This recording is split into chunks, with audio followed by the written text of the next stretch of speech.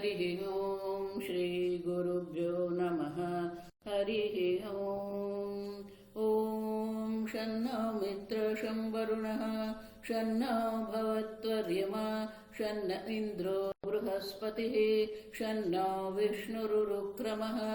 नमो ब्रह्मणे नमस्ते वायो त्वमेव प्रत्यक्षं ब्रह्मासि त्वमेव प्रत्यक्षं ब्रह्म वदिष्यामि ऋतं वदिष्यामि सत्यं वदिष्यामि तन्मामवतु तद्वक्तारमवतु अवतु माम् अवतु वक्तारम्। ॐ शान्ति शान्ति शान्तिः।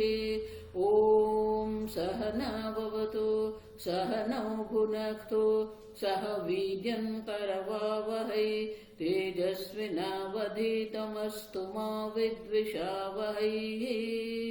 ॐ शान्ति शान्ति शान्तिः।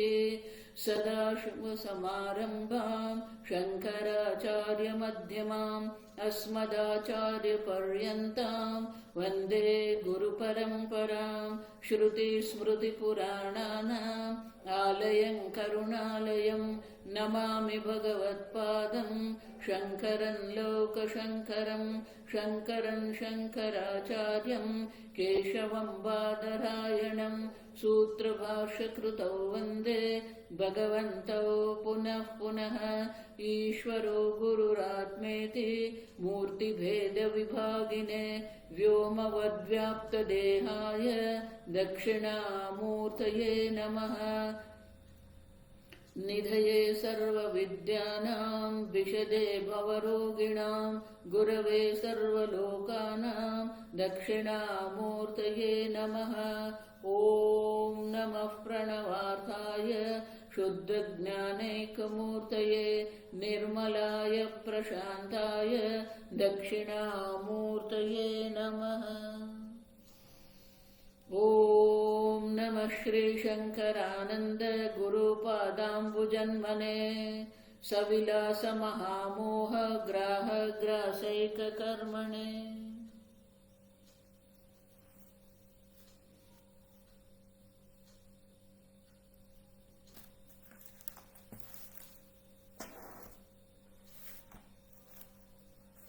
श्लोक नंबर 34।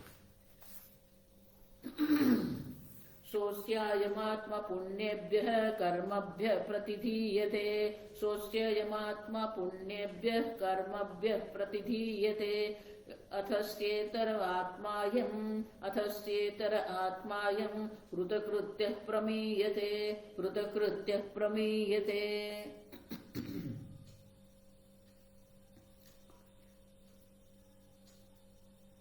पुत्र वै नाम आत्मा वै पुत्र नाम। तो श्रुति का जो ये वाक्य है, श्रुति का वाक्य कहता है आत्मा ही पुत्र है।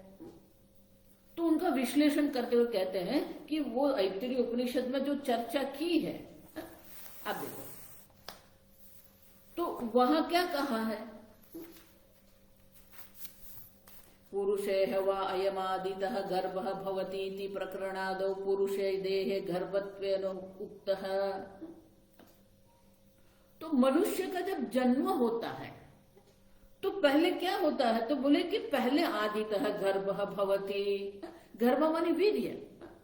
अन्न से पुरुष के शरीर में वीर्य उत्पन्न होते हैं। अयम सह अग्रे व कुमारम जन्मनः अग्रे। फिर वो पिता का वीर्य और माता का अंड जो है उससे ये गर्भ रहता है। वो जो गर्भ है वो गर्भ देहे गर्भत्व उक्त है। अब देखो तो पुरुष के देह में ये गर्भत्व है, आप समझो, क्योंकि पुरुष देह से और माता का देह से ही ये शरीर उत्पन्न हुआ है। पुत्र का जो शरीर उत्पन्न होता है वो शरीर जो उत्पन्न हुआ है वो माता और पिता के देह से उत्पन्न हुआ है। और इसलिए कहते हैं कि अयम स अग्रे व कुमारम जन्मनः अग्रे अधिभावयति।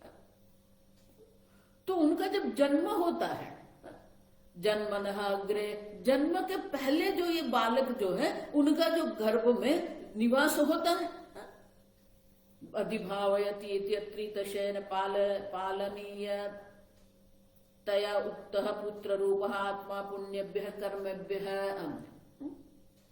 तो वो शरीर से, देह से, पुरुष और स्त्री शरीर जो है वो देह से उत्पन्न हुआ है, और इसलिए वहां पर जैसे देह में आत्मबुद्धि है उसी प्रकार से पुत्र में भी वो आत्मा है से कहते हैं। पुत्र रूपः आत्मा, जो आत्मा जो है वो शरीर जो है वही पुत्र के रूप में है अभी, और वो पुण्य कर्मानुष्ठानाय प्रतिधीयते प्रतिनिधित्व ने स्थापयते।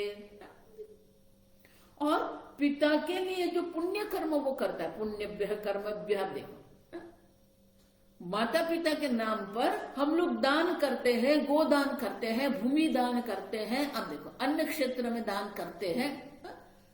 तो वो जो माता पिता के लिए जो पुण्य कर्म जो है उनका प्रतिनिधित्व ये पुत्र कर रहा है, उनके नाम पर ये पुण्य कर्म करता है।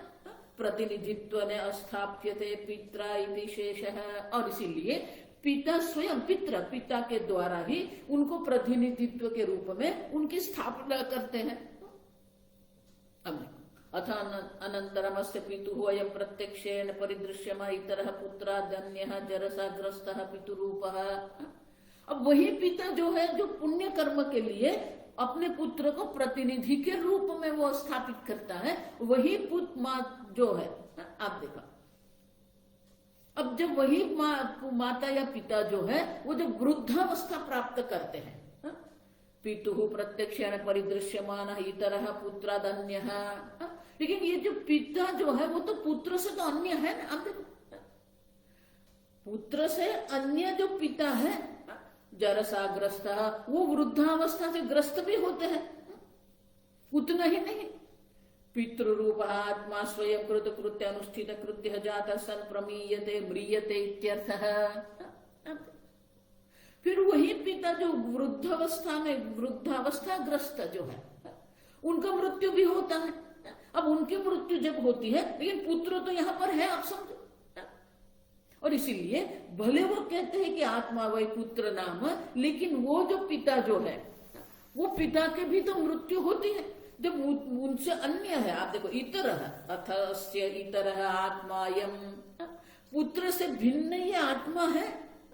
अब देखो, तो ये पुत्र से जो भिन्न देह और आत्मा है वो देह की मृत्यु होती है, और वो जो आत्मा जो पिता जो जीव है उनकी गति भी होती है। आप देखो, वो स्वयं अनेक प्रकार के पुण्य करते हैं वृद्धावस्था में। आप देखो,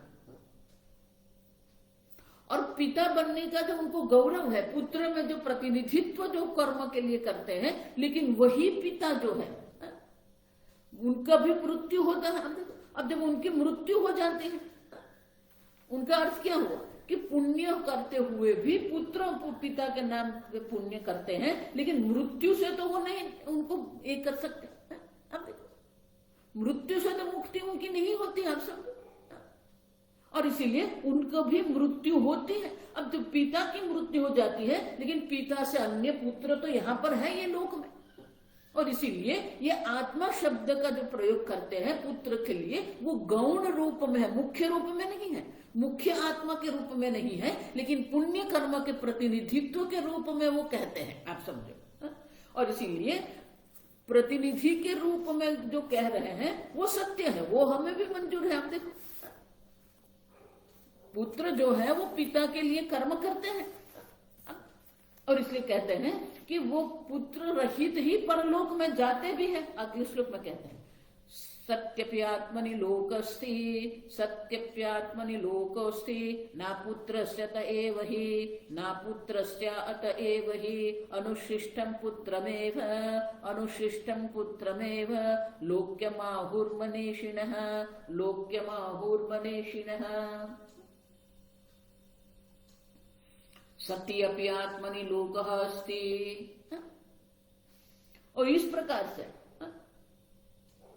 पुत्र जो है वो पुत्र का भी अपना आत्मा है। और देखो, अपुत्रस्य अतः एव हि, और जब उसको मनुष्य की मृत्यु होती है तो वो पुत्र रहित होकर वहां जाता है परलोक में। अगर पुत्र उनका आत्मा होता तो परलोक में जब उनकी गति होती है तो वो पुत्र के साथ जाएगा, लेकिन पुत्र उनके साथ नहीं जाता है, आप समझो। पुत्रस्य मुख्यमात्मा तो अस्ति इति एतः एव आत्मनि स्वस्मिन् सत्यपि।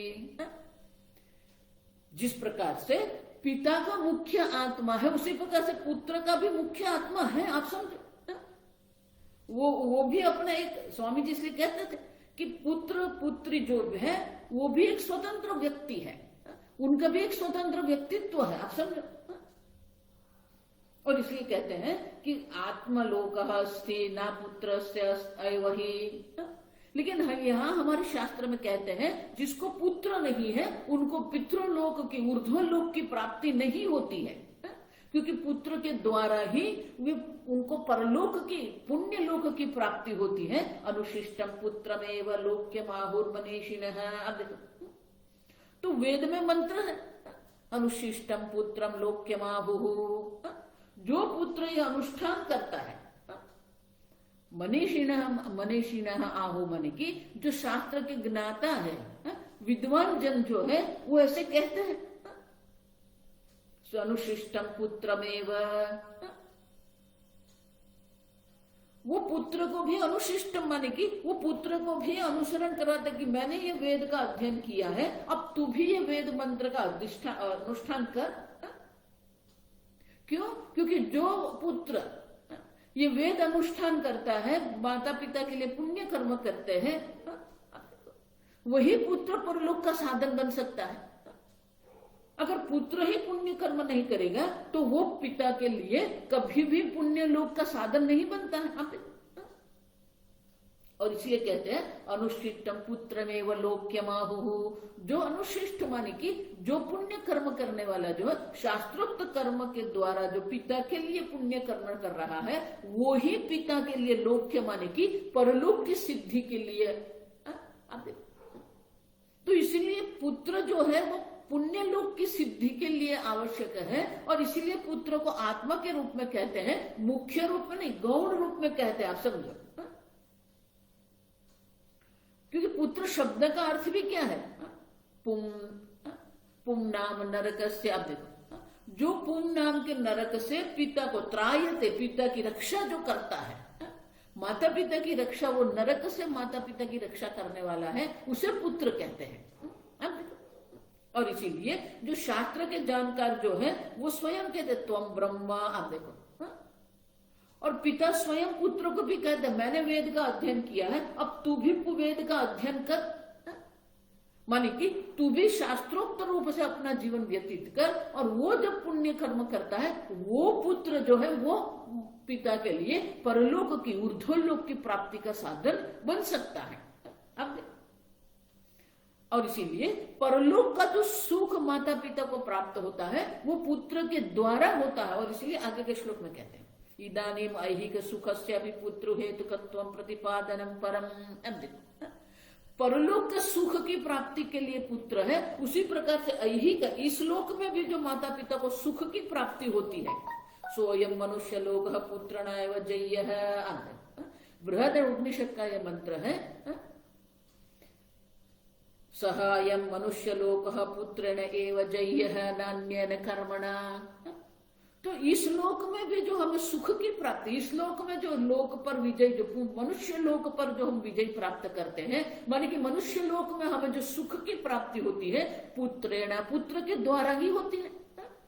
माने कि हमारे पुत्र पुत्री के द्वारा ही हमें इस प्रकार का इस लोक में भी, मनुष्य लोक में भी हमें आनंद की प्राप्ति होती है, कर्म के द्वारा नहीं होती है। और इसीलिए आगे के श्लोक में वो जो मंत्र है सोयम मनुष्य लोक पुत्रेणैव जय्यः कर्मणा, वो जो श्रुति वाक्य है उनको अर्थतः अगले श्लोक में दर्शाते हैं। मनुष्य लोको जय्यः, मनुष्य लोको जय्यः स्यात्पुत्रेणैव तेरेण स्यात्पुत्रेण वेतरेण नो मुमुर्षुर्मन्त्रेत् पुत्रं त्वं मुमुर्षुं मन्त्रेत् पुत्रं त्वं ब्रह्म इत्यादि मंत्रकैः, ब्रह्म इत्यादि मंत्रकैः। तो मनुष्य लोक जय्यः स्यात्, ये मनुष्य लोक पर जो विजय हम प्राप्त करते हैं, मनुष्य लोक में जो हमें ऐहिक इस लोक के सुख की जो हमें प्राप्ति होती है वो भी पुत्र के द्वारा ही होती है। पुत्रेण एव इतरेण नः, अन्य कोई कर्म के द्वारा नहीं। जो हमारे पुत्र पुत्र आदि जो है, वो पुत्र जो है, पुत्र पुत्री आदि जो है, उनके द्वारा ही इस लोक में हमें सुख की प्राप्ति होती है। उतना ही नहीं, मुमुर्षु मंत्रयेत पुत्रम त्वं ब्रह्म इति। मुमुर्षु, जो मरण शैया पर जो व्यक्ति है, वो भी मृत्यु के समय पर अपने पुत्र को उपदेश करते हैं कि मैंने वेद का अध्ययन किया था, अब तू भी वेद का अध्ययन कर। और अगर पिता ने वेद का अध्ययन नहीं किया है तो वो कहेगा मैंने तो वेद का अध्ययन नहीं किया है, लेकिन मेरे लिए तू वेद का अध्ययन कर, मैंने इतने इतने पुण्य कर्म नहीं किए हैं, तो मेरे लिए तू पुण्य कर्म करना। आप देखो, तो पिता का प्रतिनिधि पुत्र बनता है कर्म करने के लिए, वेद के अध्ययन के लिए वो पुत्र जो है वो प्रतिनिधि बनता है। और इसीलिए कहते हैं, तो मृत्यु के समय पर भी पुत्र को ये उपदेश देते हैं कि तू भी पुण्य कर्म करना, वेद अध्ययन करना। तो वो पुत्र को प्रतिनिधि बना के अपने परलोक के लिए पुत्र को ही कहेगा, त्वं यज्ञस्त्वं लोकः त्वं ब्रह्म इति मंत्रो गृह्यते। अब और इस प्रकार से पुत्र को आत्मा के रूप में कहते हैं कि मैंने नहीं किया है, लेकिन तू करके मेरा कल्याण करना। तू मुझे पर ऊर्ध्व लोक की, परलोक की प्राप्ति जब तब होगी जब तू ये वेद अध्ययन करेगा, मेरे नाम पर तू ये पुण्य कर्म का अनुष्ठान करेगा। अब और इसीलिए अब ये जो है ना, तो पुत्र आत्मा वही पुत्र नाम, ये जो चर्चा है उनका उपसंहार करते हुए आगे के श्लोक में कहते हैं, इत्यादि श्रुतयः प्राहुः, इत्यादि श्रुतयः प्राहुः पुत्र भार्यादिशेषतां, पुत्र भार्यादिशेषतां, लौकिकापि पुत्रस्य प्राधान्यम अनुमन्वते, प्राधान्यम अनुमन्वते। इसलिए कहते हैं कि ऐसे एक दो नहीं है, बृहदारण्यक उपनिषद का एक दृष्टांत दिया हमें, लेकिन इत्यादि श्रुतयः प्राहुः, इस प्रकार के अनेक जो श्रुतियां हैं, अनेक श्रुतियां इस प्रकार से कहती है पुत्र भार्यादिशेषता। तो पुत्र भार्या जो है उनमें शेषता, आत्मा की शेषता है, माने कि वो आत्मा का प्रतिनिधित्व करता है, वो पुण्य कर्म के लिए, परलोक के लिए साधन है। और इसीलिए आत्मा वही पुत्र नाम हम कहते हैं। लौकिकाः अपि पुत्रस्य प्राधान्यम। और लौकिक दृष्टि से भी अगर हम देखें, शास्त्रोक्त दृष्टि से, तो पुत्र जो है वो परलोक प्राप्ति के लिए, परलोक के सुख के लिए और ये मनुष्य लोक के सुख के लिए साधन बनता है। उसी प्रकार से अब समझो, लौकिकाः अपि पुत्रस्य प्राधान्यम अनुमन्वते। और लौकिक दृष्टि से भी देखें तो हम पुत्र की प्रधानता देखते हैं। पुत्र के लिए मान कि वंश के लिए हम क्या क्या नहीं करते हैं। तो ये पुत्र की प्राप्ति के लिए, वंश के लिए हम ये करते हैं, मान कि पुत्र की प्रधानता है हमारे जीवन में। और वो पुत्र की प्रधानता के कारण हम गौण रूप से पुत्र आत्मा है ऐसा हम कहते हैं, लेकिन उसका अर्थ ये नहीं होगा कि मुख्य आत्मा पुत्र बन जाएगा, क्योंकि पुत्र तो ये देह से अन्य है, इतर है। आप देखो, लेकिन गौण रूप से वो पुत्र जो है वो आत्मा बन सकता है, क्योंकि पुत्र के द्वारा उनको पुण्य की प्राप्ति होती है, परलोक की प्राप्ति होती है, इस लोक के सुख की भी प्राप्ति उनको होती है। तो बोले कि ये आप क्यों कहते हो ऐसा? तो आगे तर्क दर्शाते हैं हमें। स्वस्मिन् मृतेपि पुत्रादिः, स्वस्मिन् मृतेपि पुत्रादिः जीवेद्वित्तादिना यथा तथैव यत्नं कुरुते मुख्यः पुत्रादयस्ततः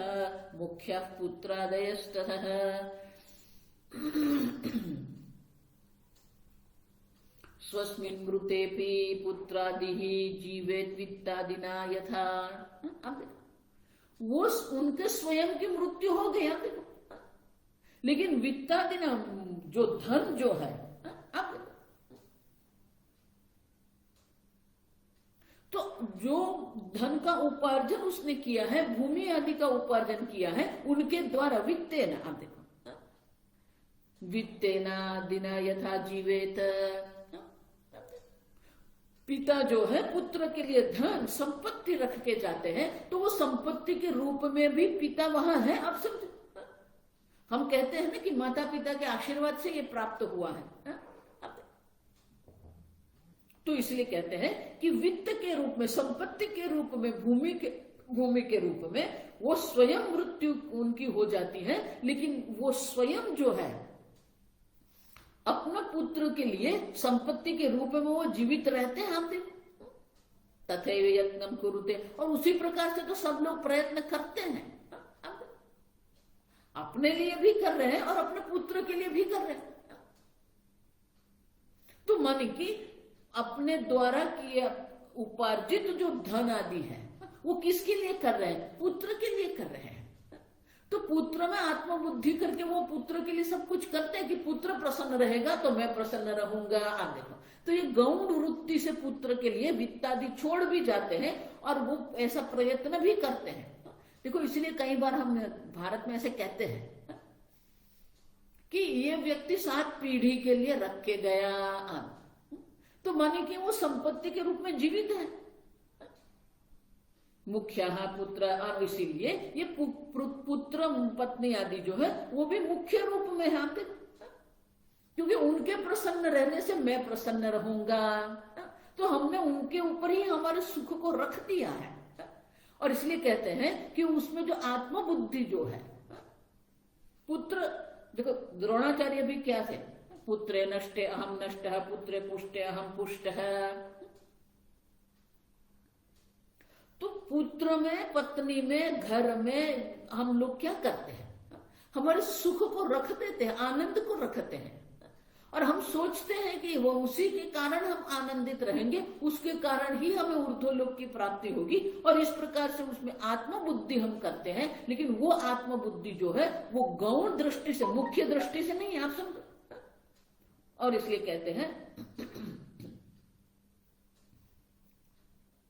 कि ये सब तो है, वो तो आत्मा जो है वो मुख्य हो गया।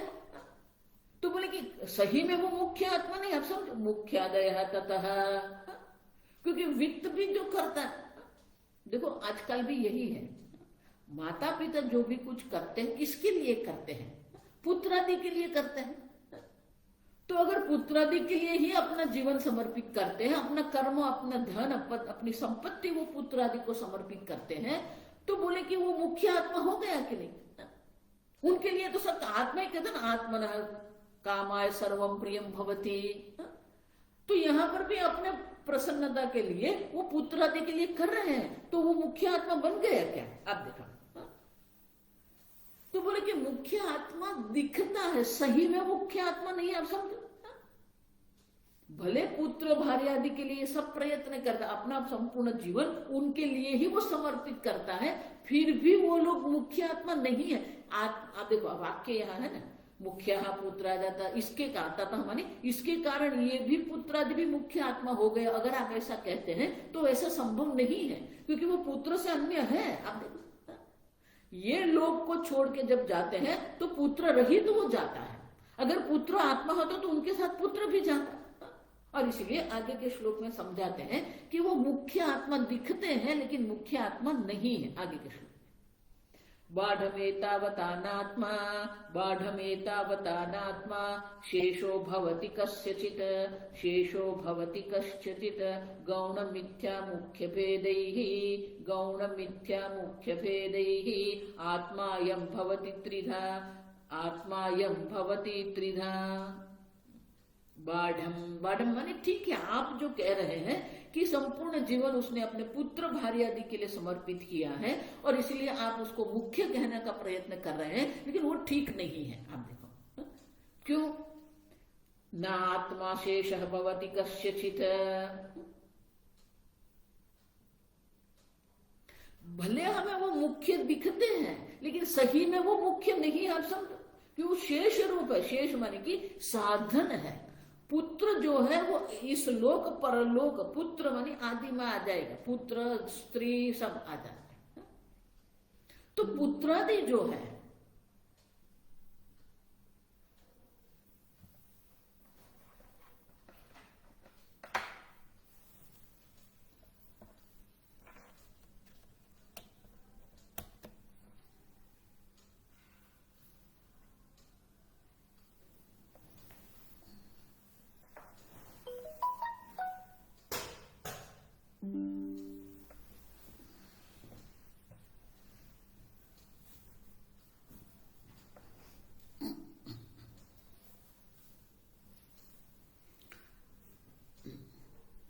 बैटरी लो हो गई थी, ठीक है। पुत्रादेः क्वचित प्राधान्यमस्ति एतावता नहीं प्रतिज्ञा मात्रेण सिद्धि ही।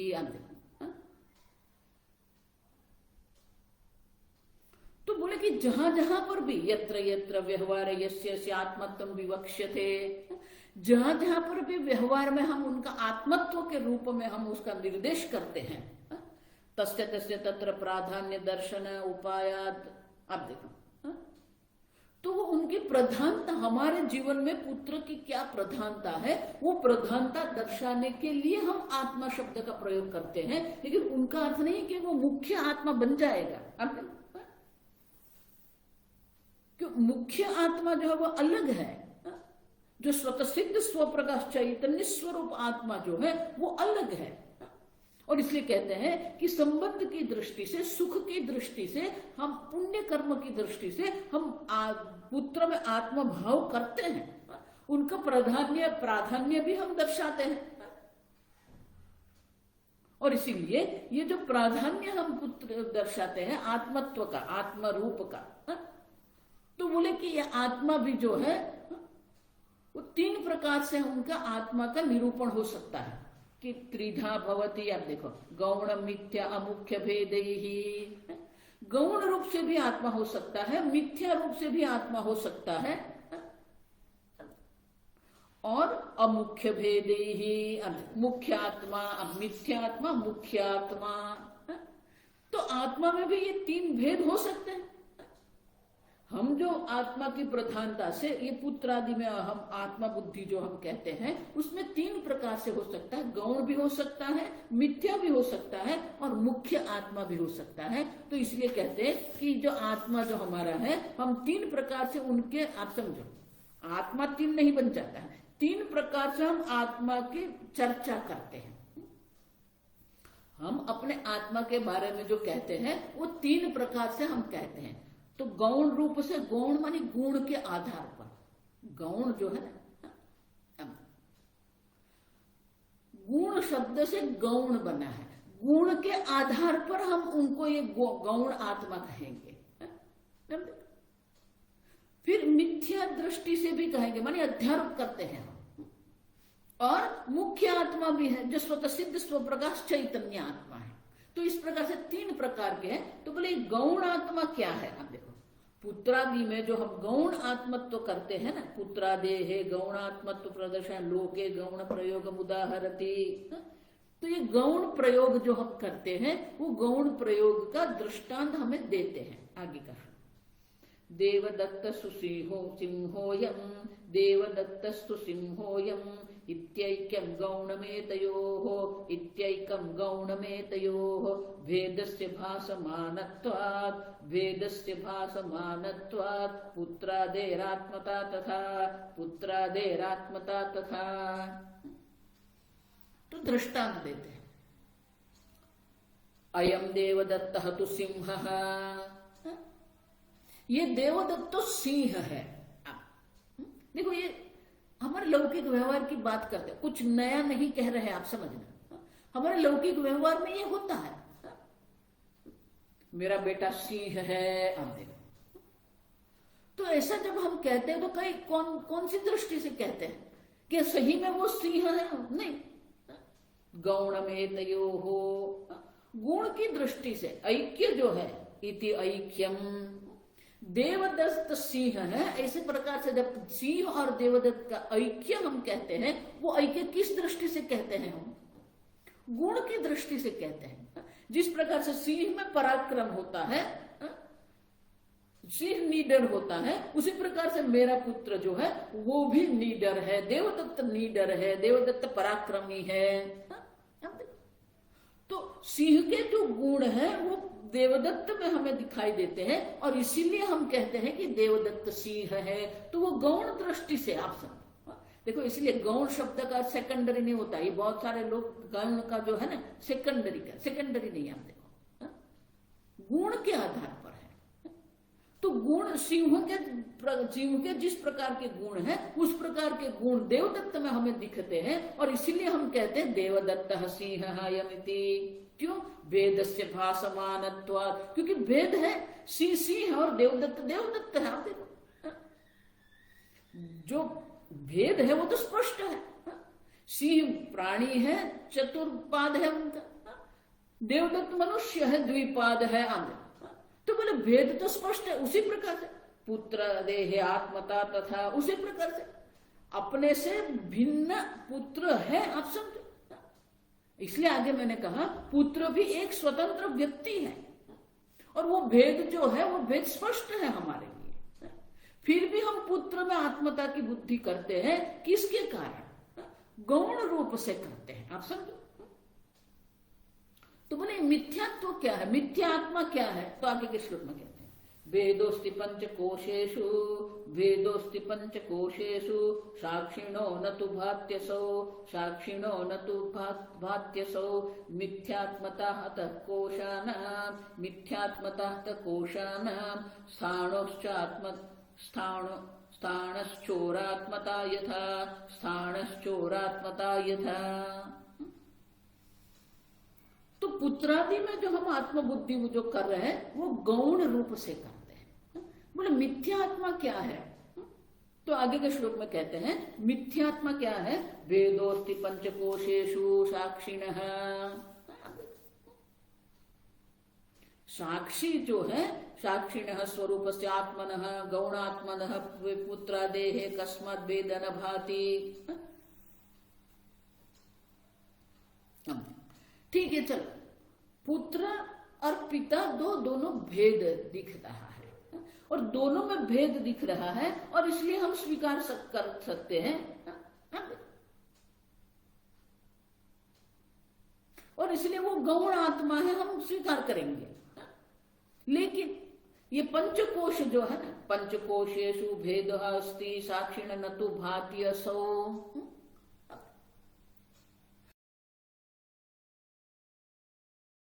मानः देहादिः एव भेदः नास्ति, न भाति भेदः न अपि अस्ति। आदि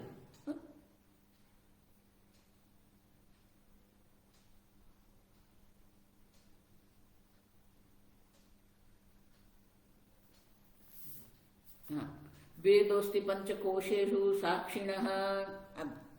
पंचकेश कोश जो है आनंद अन्नमयादि जो पंचकोश है, वो पंचकोश से साक्षी आत्मा मानी जो मुख्य आत्मा जो है वेदः अस्ति भिन्न है। आप वो भिन्न है, फिर भी क्या होता है? न तो भाति असौ, साक्षी से भिन्न अन्नमयादि पंचकोश होते हुए भी न प्रत्यक्ष भाति, वो प्रत्यक्ष रूप से हमें भिन्न नहीं दिखते।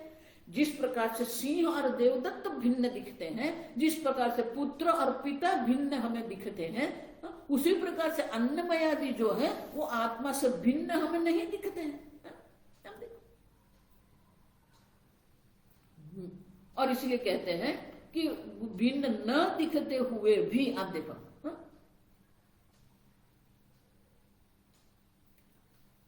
शास्त्र के उपदेश से हम ये समझते हैं, शास्त्र के उपदेश के द्वारा हमें ये ज्ञान होता है कि आत्मा अन्नमयादि से भिन्न है।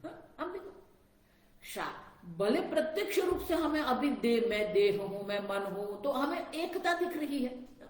हम देखो देह में जो अहम बुद्धि है, मन में अहम बुद्धि है, इंद्रिय में अहम बुद्धि है, वो सब एक ही दिख रहा है हमें। अब समझो, उनमें हमें भेद नहीं दिखता है। पुत्र पितादि का जिस प्रकार से भेद है, उस प्रकार से यहाँ भेद का हमें दर्शन नहीं होता है। फिर भी शास्त्र के द्वारा जब हमें उपदेश करते हैं तो वो भेद का ज्ञान हमें होता है। आप समझो, तो जब तक शास्त्र का उपदेश नहीं होता है तब तक तो हमें वो भेद दिखता ही नहीं है, और इसलिए हम देह को ही आत्मा मान लेते हैं। लेकिन वो मुख्य आत्मा है क्या? देह नहीं। अब तो देह आत्मा के रूप में दिखता है, लेकिन मुख्य आत्मा के रूप में ये देह नहीं है। आप समझो, और इसलिए दृष्टांत देते हैं, यथा स्थाणो हो चोरात्मता तथा कोशानाम आत्मता मिथ्या। कई बार ऐसा होता है कि हम एक गांव से दूसरे गांव हम जब जाते हैं, पहले तो सब पैदल ही जाते थे, तो दूसरे गांव तक हम पहुंचते समय अगर सूर्यास्त हो जाता है, तो सूर्यास्त हो गया है लेकिन थोड़ा थोड़ा प्रकाश है, और प्रकाश में हम चलते रहते हैं। तो अगर कोई सूखा हुआ वृक्ष है और वृक्ष पर जो है ये पतंग है या कुछ भी वहां है, तो पवन से हमें क्या दिखेगा? चोर है। अब देखो, स्थाणो हो, या तो कोई खंभा है। आप समझो, स्थाणो माने कि या तो कोई खंभा है, स्तंभ है, या तो कोई सूखा हुआ वृक्ष है। तो वहां हमें क्या दिखेगा? स्थान हो अयम चोर, ये चोर है। अयम चोर है, तो हम देखेंगे ये चोर है, वहां खड़ा है, तो भय लगेगा हमें। फिर हम समीप जाते हैं तो हमें ज्ञान होता है, अरे ये तो सूखा वृक्ष है। वो शुष्क वृक्ष को देख के फिर हमें होता है। तो जब वो चोर बुद्धि वहां होती है ना, चोरात्मता माने कि चोर बुद्धि वहां है, लेकिन सही में वहां चोर नहीं है। जब हमें शुष्क वृक्ष दिखता है तब हमें ज्ञान हो जाता है कि ये चोर नहीं है। अब उसी प्रकार से जब तक मुख्य आत्मा का ज्ञान नहीं होता है तब तक देहादि में भी हम क्या करते रहेंगे? आत्मता हम करते रहेंगे। लेकिन वो देहादि में जो आत्मा बुद्धि हमने करके रखी है वो मिथ्या आत्मा है, सत्य आत्मा नहीं है। आप समझो, अगर देह सत्य आत्मा होता तो देह का त्याग करके हम अन्य लोक में नहीं जाते। लेकिन पुनरपि जननम पुनरपि मरणम, अब पुनः पुनः हम देह का त्याग करके अन्य देह प्राप्ति करते हैं। तो स्थूल देह सूक्ष्म देह का त्याग करके हम अन्य स्थूल सूक्ष्म देह ग्रहण करते हैं। वो सिद्ध देखो, इसलिए भगवान भी कहते हैं देहिनोस्मिन यथा देहि कौमारम यौवनम जरा तथा देहांतर प्राप्ति ही। अगर देहादि मुख्य आत्मा होते तो फिर उनका त्याग करके हम दूसरा देह धारण नहीं करते। और इसीलिए ये देहादि में जो आत्मा बुद्धि हम करके बैठे हैं वो मिथ्या बुद्धि है। आप समझो, जिस प्रकार से वो स्तंभ में या शुष्क वृक्ष में हम चोर बुद्धि करते हैं, उसी प्रकार से यहां आत्मा बुद्धि करके हमने रखी है वो मिथ्या आत्मा है, मुख्य आत्मा नहीं है। तो बोले गौण आत्मा भी नहीं है, पुत्रादि भी आत्मा नहीं है, देहादि भी मिथ्या आत्मा है, मुख्य आत्मा नहीं है। तो मुख्य आत्मा क्या है? तो आगे के श्लोक में हमें दर्शाते हैं कि मुख्य आत्मा क्या है।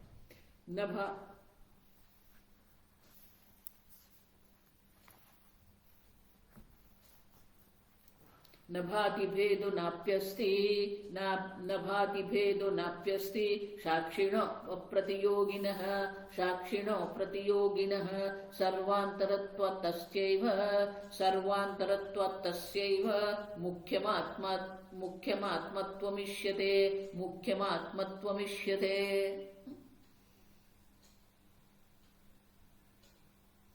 अप्रतियोगिनः, देखो बहुत सुंदर है, आप समझो। आपका प्रतियोगी, आपका विरोधी कोई है ही नहीं। आत्मा कभी भी किसी का भी विरोध नहीं करता है। आप जो चैतन्य स्वरूप आत्मा है वो किसी का किसी भी प्रकार से कोई विरोध नहीं है। उपद्रष्टानुमंता च भर्ता भोक्ता महेश्वर, देखो इसलिए अनादिकाल से अज्ञान है, और जब तक शास्त्र गुरु मुख से शास्त्र श्रवण करके अज्ञान की निवृत्ति हम नहीं करते हैं, तब तक ये अज्ञान अनादिकाल पर्यंत रहेगा। आप समझो, क्योंकि आत्मा स्वयं अज्ञान का भी विरोधी नहीं है, आत्मा स्वयं देहादि का भी विरोधी नहीं है, आत्मा स्वयं ये जगत का भी विरोधी नहीं है। आप समझो, न भाति भेद। आत्मा का किसी भी प्रकार से किसी भी वस्तु से कोई भेद है ही नहीं। आप देखो, न भाति भेद न अपस्ति साक्षिणः प्रतियोगिनः। आत्मा का कोई विरोधी भी नहीं, साक्षी आत्मा का कोई विरोधी भी नहीं है, और साक्षी आत्मा का कोई भेद नहीं है।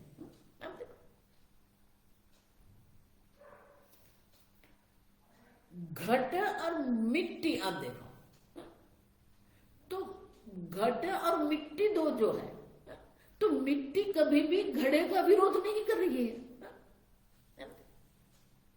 और मिट्टी जो है घड़े को अधिष्ठान प्रदान करती है, तो उनका विरोध भी नहीं है, भेद भी नहीं है। आप देखो, क्योंकि घट स्वयं मिट्टी है। आप समझो, हमारी समझ के लिए हम दो शब्द का प्रयोग करते हैं, घटः मिट्टी, मृदः। तो मृद और घट जिसको हम कह रहे हैं, दो शब्द का हम प्रयोग करते हैं, लेकिन घट जिसको कह रहे हैं वो मिट्टी से भिन्न है ही नहीं, न भेद है। आप समझो, उसी प्रकार से आत्मा का भी किसी से कोई भेद नहीं है, किसी से कोई विरोध भी नहीं है। आप समझो, और इसलिए आत्मा में तो कोई भेद है ही नहीं। अब पुत्र और सिंह में भेद है, देह और आत्मा अन्य है। आप देखो, लेकिन आत्मा जो स्वयं, जो मुख्य आत्मा जिसको हम साक्षी चैतन्य जिसको हम कहते हैं, उनमें कोई भेद नहीं है। मिथ्या आत्मा जो हम देह कहते हैं, उससे क्या आत्मा का भेद बुद्धि है? नहीं। देह का अस्तित्व भी आत्मा के अस्तित्व से है, देह दिख रहा है वो भी आत्मा की दृष्टि से, तो आत्मा को तो किसी से कोई भेद नहीं है। आप समझो, कोई विरोध भी नहीं है। क्यों? सर्वांतरत्वात्। दूसरी पंक्ति में हमें कारण देते, सर्वांतरत्वात्। एक देह में आत्मा ऐसा नहीं, सर्वांतर, सर्व के अंदर एक द्वितीय आत्मा ही विलसित हो रहा है। देखो, इसलिए मैं कहती हूं, एक देह में बैठकर समाधि लगा के अगर कहेंगे मैं साक्षी आत्मा हूं, वो ब्रह्म ज्ञान नहीं है। आप समझो, योग और ये ध्यान वाले सब लोग जो है आपको साक्षी आत्मा तक ले जा सकते हैं। मैं साक्षी चैतन्य, ठीक है, लेकिन वो ब्रह्म ज्ञान नहीं है। जीव ईश्वर का ऐक्य है, वो ब्रह्म ज्ञान है, वो आपको मोक्ष दे सकता है। अब समझो, तो साक्षी चैतन्य मैं हूं आप कहेंगे तो क्या होगा? देखो, ये श्लोक जो है ना, बहुत महत्व का है। न वेदः अस्ति। अगर आप ध्यान के द्वारा, योग की समाधि के द्वारा अगर आप ऐसा निश्चय करेंगे, मैं साक्षी चैतन्य आत्मा हूं, द्रष्टुः स्वरूपे अवस्थानम। अब देखो, दृष्टा का भी जो स्वरूप, जो चैतन्य आत्मा है, उसमें आपकी स्थिति हो गई। अगर उसको आप समाधि कहते हैं तो बहुत बड़ी गड़बड़ हो गई। क्यों? वेदः अस्ति। क्यों? अब देखो, समाधि अवस्था है, व्युत्थान अवस्था है, जगत है, ईश्वर है। योग में ईश्वर की चर्चा है, पुरुष विशेष के रूप में ईश्वर की चर्चा है, लेकिन जीव और ईश्वर का ऐक्य वहां नहीं है, तो वो भेद रहेगा। आप समझो, और जब तक भेद बुद्धि है, उदरम अंतरम कुरुते अथ तस्य भयम भवति। आप समझो ये ठीक से। और इसीलिए ध्यान करके भी अगर आप साक्षी आत्मा का ध्यान कर रहे हैं, लेकिन वो भेद बुद्धि तो रहेगी कि नहीं? जगत मुझसे भिन्न है। अब साक्षी चैतन्य आप कहेंगे तो मैं साक्षी चैतन्य, देहादि का मैं साक्षी चैतन्य हूं, तो मैं साक्षी चैतन्य देहादि से भिन्न हूं, तो भेद बुद्धि हुई कि नहीं आपकी? अब देखो, तो साक्षी चैतन्य आत्मा और देह, ये दो भेद बुद्धि है। देखो इसलिए मैं कहती हूं ये विवेक जो है ना, संपूर्ण वेदांत विवेक है। विवेक से ही आरंभ होता है और विवेक से ही उनका अंत होगा। ब्रह्म ज्ञान में निष्ठा पर्यंत विवेक आवश्यक है। भगवान वही कहते हैं गीता में दूसरे अध्याय के 11वें अध्याय श्लोक से, जो भगवान आत्म तत्व का निरूपण कर रहे हैं वो ये विवेक ही हमें दर्शाते हैं कि पहले सुख दुख का विवेक आप करो। मात्रा स्पर्शा सुखोदेय सुख दुख शीतोष्ण सुख दुखदाः आगमः पायिनः तान् तितिक्षस्व भारत। तो ये देहादि में सुख दुख है, शीतोष्ण द्वंद्व है। आप देखो आगे हम देखेंगे कि ये जगत में 5 प्रकार के द्वंद्व है। ये संपूर्ण जगत को अगर आप द्वंद्व की दृष्टि से देखते हैं तो 5 है, आप समझो। शरीर की दृष्टि से शीत और उष्ण है, मन की दृष्टि से सुख और दुख है, बुद्धि की दृष्टि से देखते हैं तो मान और अपमान है। अब अन्य वस्तु की दृष्टि से देखते हैं तो लाभ और अलाभ है। अन्य व्यक्ति की दृष्टि से हम देखते हैं तो जय और पराजय है। ये हमारा जीवन है। लेकिन ये सब जो है वो किस दृष्टि से? उपाधि की दृष्टि से। आत्मा में कोई द्वंद्व नहीं है। आप देखो आत्मा सर्व प्रकार के द्वंद्व, सर्व प्रकार के भेद रहित है। आप देखो ये सब अनित्य है और आत्मा नित्य है। तो नित्य अनित्य का आप विवेक करिए, सुख दुख का आप विवेक करिए। आगमः पायिनः नित्यः तान् तितिक्षस्व भारत, ये सब आने जाने वाले हैं, अनित्य है। और आत्मा तो क्या है? नित्य है। आप देखो अनाशिनो नित्य। तो ये सुख दुख का विवेक हम करते हैं। आप समझो ये देखो, सुख दुख का विवेक करते हैं, नित्य अनित्य का विवेक करते हैं। फिर आगे भगवान क्या करते हैं? देह आदि जो है उससे अन्य आत्मा है, भगवान दर्शाते देहांतर प्राप्त। और ये सबसे हमें वैराग्य हो जाएगा, क्योंकि यम न व्यथयन्ते ते पुरुषस्य, जिस पुरुष जीव साधक को ये द्वंद्व कभी भी व्यथित नहीं करते हैं, क्योंकि वो अनित्य है, आने जाने वाले हैं। तो सुख दुख का विवेक करते हैं, नित्य नित्य का हम विवेक करते हैं। देह आदि में हम आत्मा अनात्मा का विवेक करते हैं। देही आत्मा है, ये देह अनात्मा है। अब तो आप जब ध्यान करेंगे, आप योग की समाधि लगाएंगे, तो यहां तक आप आ सकते हो। मैं साक्षी हूं, मैं देह नहीं हूं। आप समझ रहे हो? सुख दुख का विवेक आप कर सकते हो, नित्य अनित्य का विवेक आप कर सकते हो। आत्मा अनात्मा का विवेक करेंगे, मैं आत्मा साक्षी आत्मा हूं, ये सब अनात्मा है। अब ये जड़ है, अनात्मा है, दृश्य है। लेकिन ये साक्षी भाव करने से ब्रह्म ज्ञान नहीं है। अब क्योंकि आत्मा तो क्या है? इसलिए भगवान आगे क्या कहते हैं? अविनाशी तु तद्विद्धि येन सर्वमिदं ततम्। ये आत्मा अविनाशी है, आत्मा का कभी भी नाश नहीं होता है। इतना ही नहीं, येन सर्वमिदं ततम्। आप देखो ये वाक्य जो है ना, वो कोई बोलता ही नहीं है।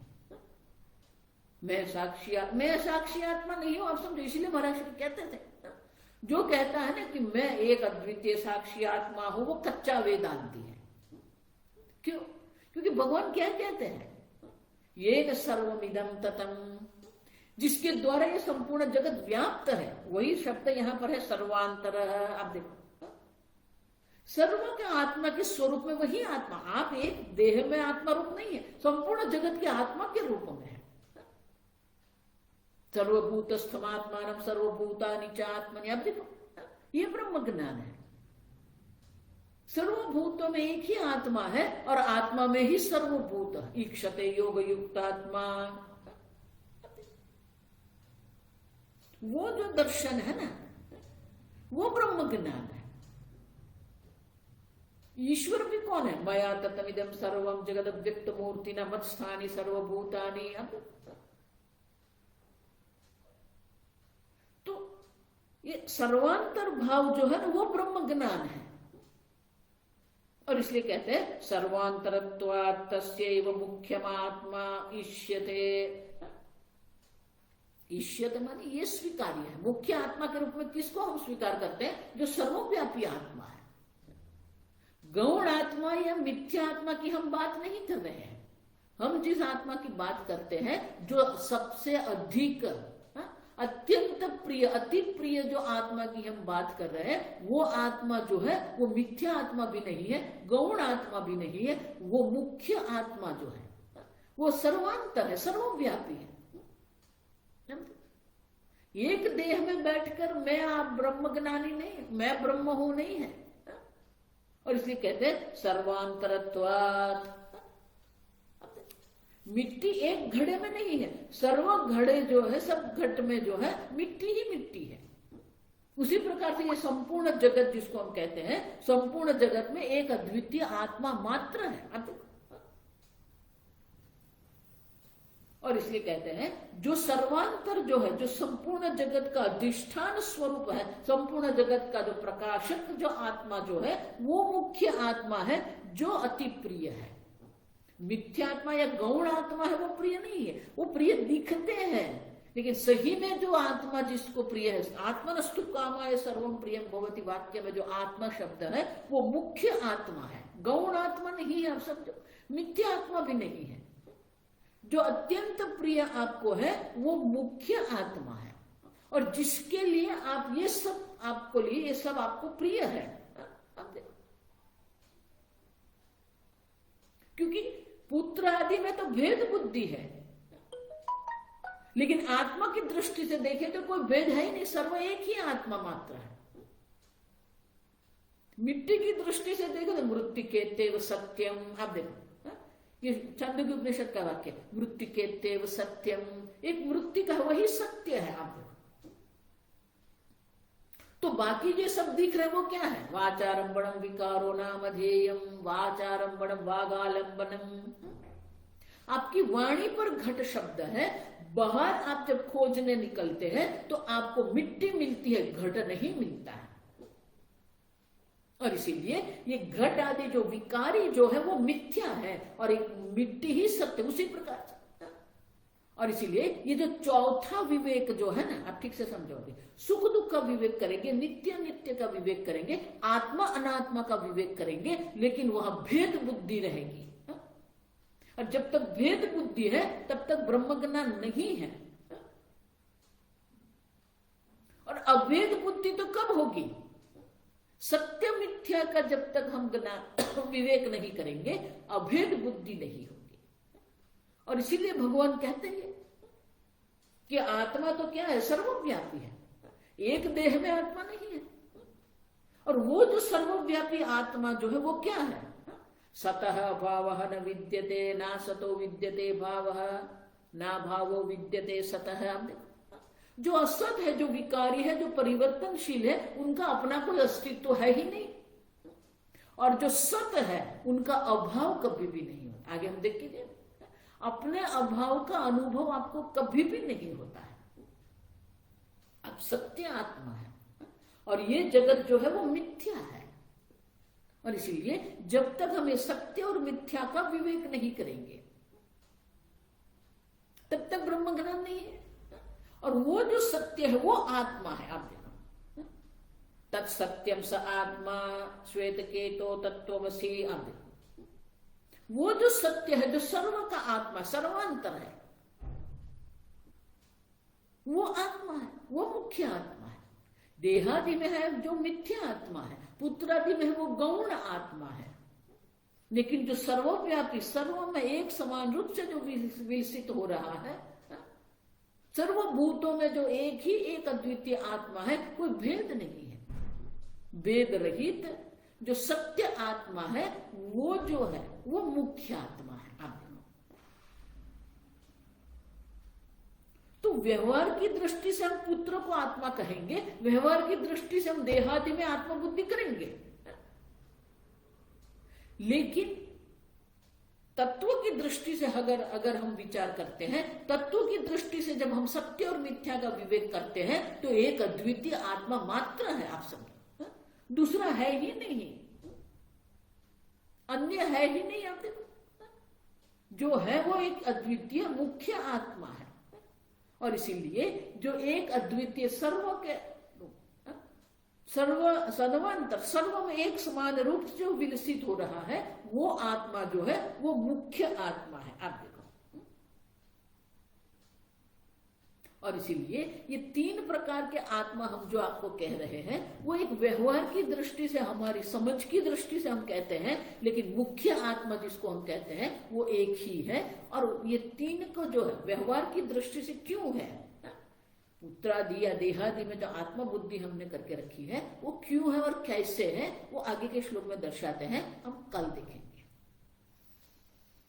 ओम स्वस्ति प्रजाभ्यः परिपालयन्ताम् न्यायेन मार्गेण महीं महिषाः गोब्राह्मणेभ्यः शुभमस्तु नित्यम् लोकाः समस्ताः सुखिनो भवन्तु काले वर्षतु पर्जन्यः पृथिवी सस्यशालिनी देशो यंक्षोभरहितः ब्राह्मणाः सन्तु निर्भयाः। ओम सर्वेषां स्वस्तिर्भवतु, सर्वेषां शान्तिर्भवतु, सर्वेषां पूर्णं भवतु, सर्वेषां मङ्गलं भवतु, सर्वे भवन्तु सुखिनः, सर्वे सन्तु निरामयाः, सर्वे भद्राणि पश्यन्तु, मा कश्चित् दुःखभाग् भवेत्। असतो मा सद्गमय, तमसो मा ज्योतिर्गमय, मृत्योर्मा अमृतंगमय।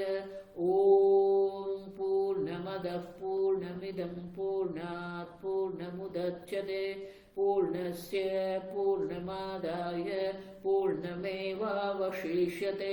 ओम शांति शांति शांति। हरि ओम। श्री गुरुभ्यो नमः। हरि